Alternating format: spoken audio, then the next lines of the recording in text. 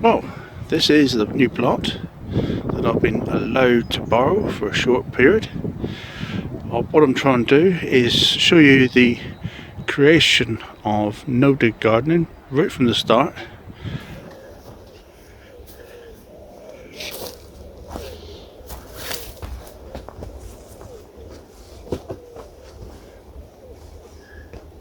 Right, I'm here for a plot tour to show you what's worked, what hasn't worked.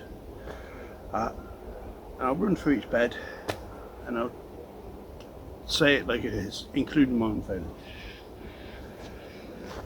This bed, this is where we had all the bindweed, and this one.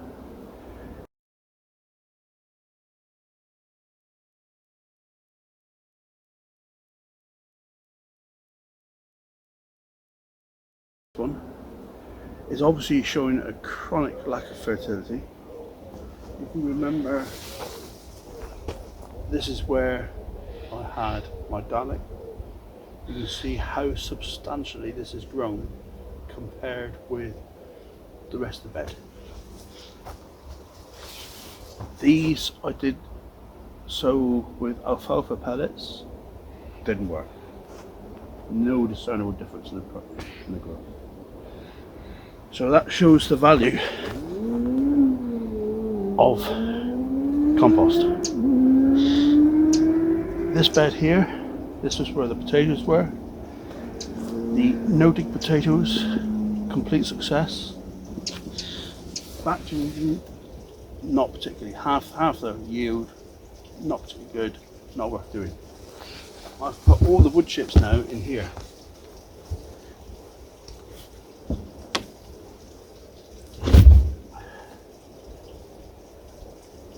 I'm currently hot composting it. It's been up above 60 degrees for quite long periods. It's just dropped under 50. Mix of greens and wood chips. Doing very nicely.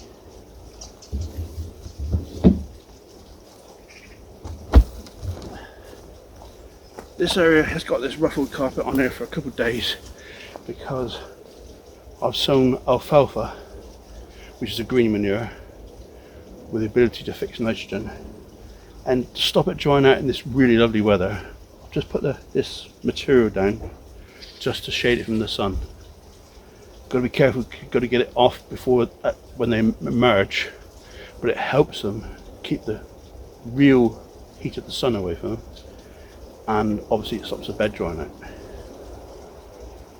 The tactic was particularly good against bindweed because I only had to spot dig this amount of bindweed out of this bed, so that was a success. Not finished yet, but a success. Now this bed is a fair success, partial failure, because the amount of couch grass and some bindweed that's come back through. This was treated with 2 layers of cardboard and compost.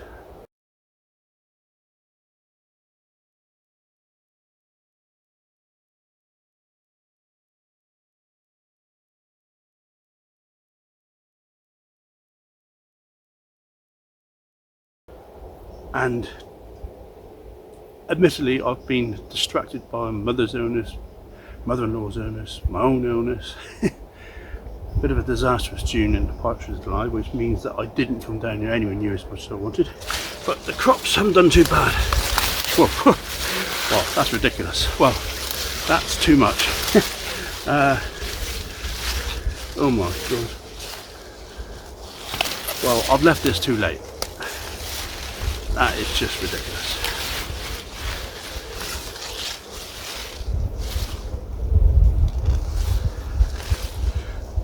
So this was shallots interplanted with beetroot. I've obviously left the beetroot too late. I don't know about what I'm going to do with that now, but we'll go. I will crop this very soon. That's on my today's list. And then I'm going to probably try and spot dig the bed to rid myself of this couch grass. It is mostly around the edges. And there's some bindweed down here, so to be honest with you, the cardboard and compost didn't work for someone that was away from the plot too much. On the other hand, this bed looks a complete success. This hasn't been watered at all. Not once have I watered this in this drought. And look how lush this is. These are squash. I'll show you up close.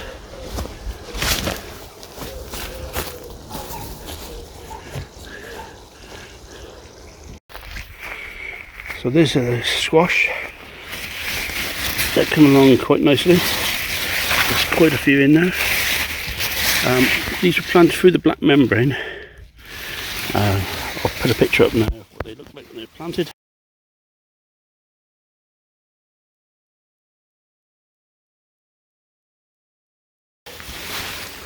They've done really, really well. Really pleased with them. That's a complete success so far.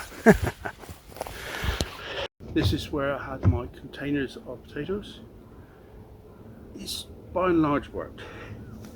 There's a little bit of bindweed regrowth. I'll spot dig these out, and a little bit of couch grass coming up through there. But by and large this worked with cardboard, 2 layers of cardboard, and a layer of very, very fine bark chip and bark shavings.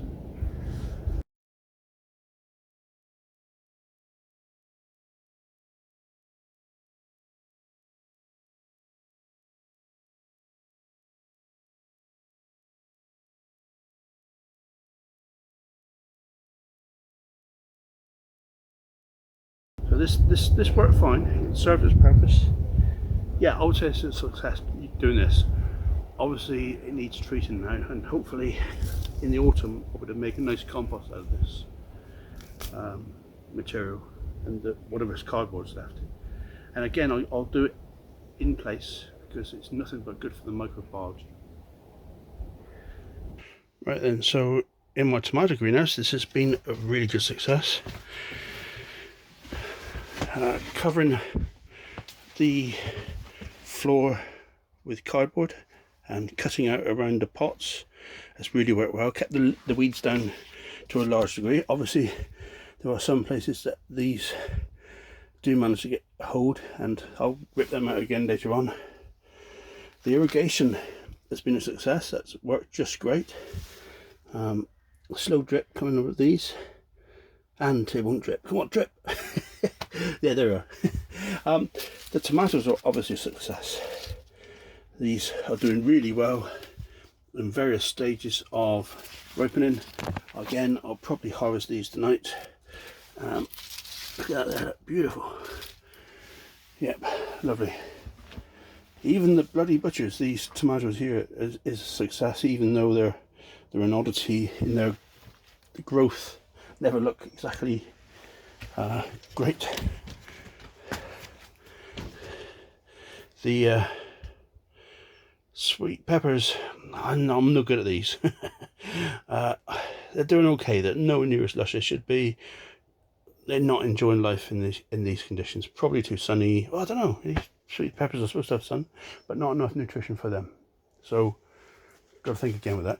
By the way, these tomatoes have only been fed with comfrey, or comfrey liquid that I've made myself. All they've been fed with, nothing else. Brilliant. The greenhouse that I have my cucumbers in and gherkins is also done pretty good. They're trailing across quite nicely now, and nice sized gherkin there. Something to note: this is gherkin partner. This is gherkin Anoka. Anoka is not doing very well. I've got to rip these out and get rid of them because the mildew's got hold of them, and they just haven't produced really. They're nowhere near as good as what I hoped for, and also I could be providing the wrong conditions for them. They just don't like this very sunny conditions. Cucumber mini munch is doing absolutely fine. The irrigation system again is working well. Don't worry about the blank spot. That was me being clumsy. I ripped out a whole plant by accident in the hot, and it never recovered and just died off. C'est la vie. A nice little bit of bindweed. Great stuff. Yeah, that's it. Just ruin the plants. Yes, as you see, bindweed on this plot is a recurring theme. Really testing myself to the maximum. Anyway, enough of my waffling. Cucumber's doing just fine.